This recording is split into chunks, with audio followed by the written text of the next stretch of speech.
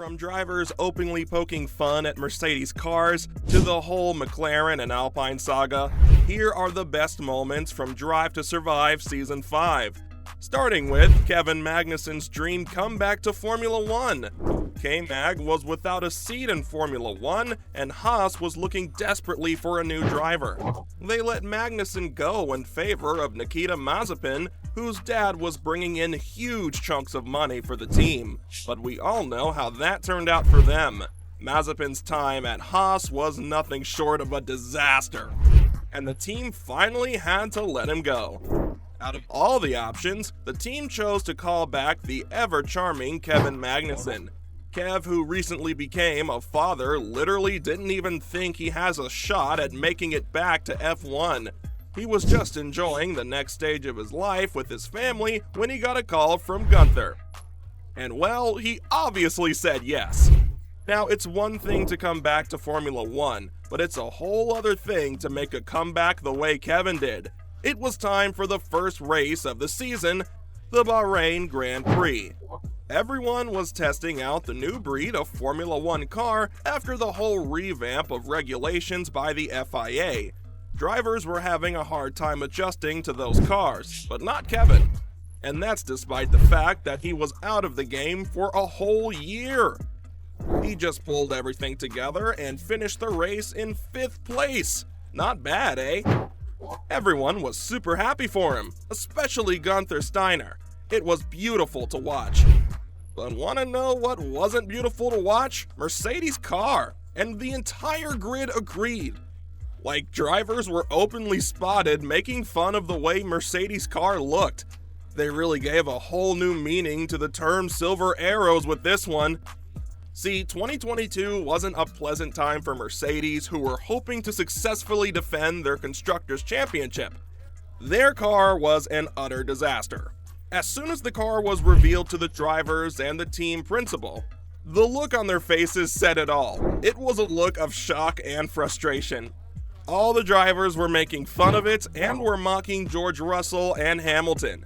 They all just came one by one and shared their 2 bits on the way the car looked. And trust me, you wouldn't want to be on the receiving end of those jokes. The car wasn't only horrible from the outside though, it was equally horrible from the inside, or even more. The way both Mercedes drivers struggled with that car during the preseason testing and in the first GP of the season was bad. The porpoising issue really took a toll on Lewis Hamilton. In one scene, he was seen hiding his back and complaining that it hurt so much after all that bouncing up and down. He even said that if he stayed a few more minutes in the car, his back would have just gone. Yikes! But if there was one moment that could top this, it's when Toto Wolff and Christian Horner went after each other behind the scenes. The rivalry between these two is just box office stuff. One can really make a movie out of this. As I already mentioned, Mercedes was struggling real hard with all of those bouncing issues. And right before the Canadian GP, Wolff just lost it. All of the team principals were called in for a meeting, and we all know how it goes when all those guys are present in one room at the same time. It's not pleasant at all. Wolff suggested to all the principals that FIA should step in and take action on this bouncing issue with the car. He said this could be a safety hazard for the drivers, and Christian Horner wasn't impressed by this suggestion. He straight away said to Wolff, "You should just change your car." Horner just exploded onto Wolff. It looked like the Red Bull principal just wasn't ready for something like this.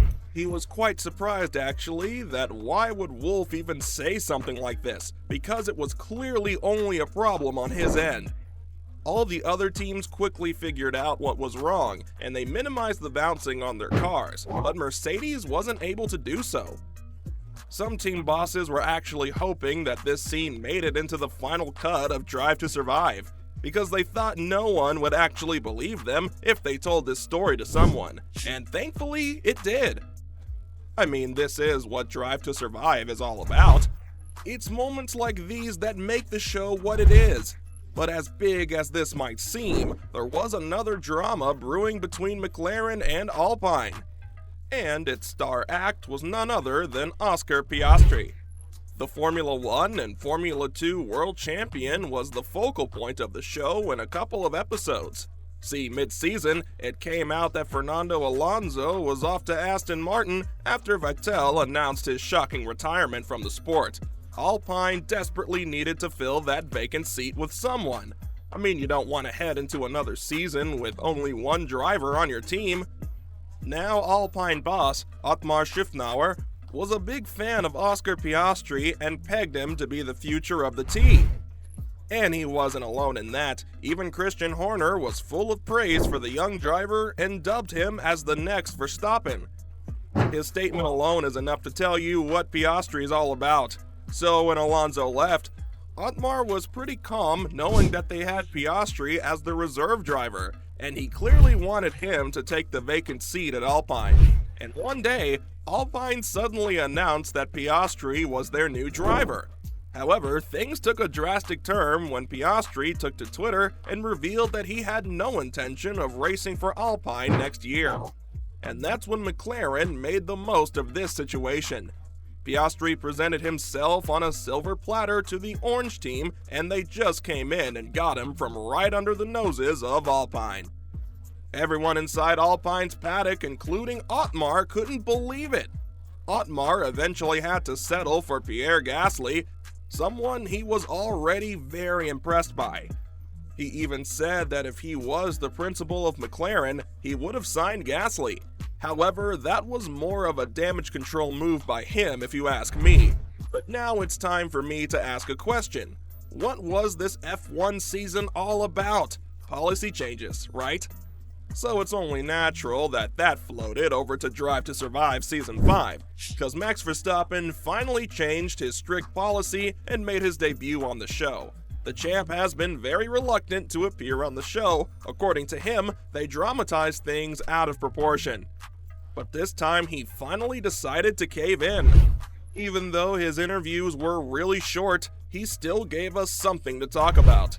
Max mostly talked about his relationship with Mick Schumacher and his family. No one actually knew this before, but these two spent a lot of time together in the past. Max told us about the time when he used to go on holidays with the Schumacher family and the memories he made there. But what's even more special about his debut on the show is the compassion he showed towards Mick. He said that Mick has to go through a lot of pressure and unfair treatment just because he's the son of the former world champion Michael Schumacher. And that's the reason why people have such unnecessarily high expectations of him. I don't think that we've ever seen Max be this compassionate before. It was really good for a change, but that's all from me on the best moments from Drive to Survive Season 5.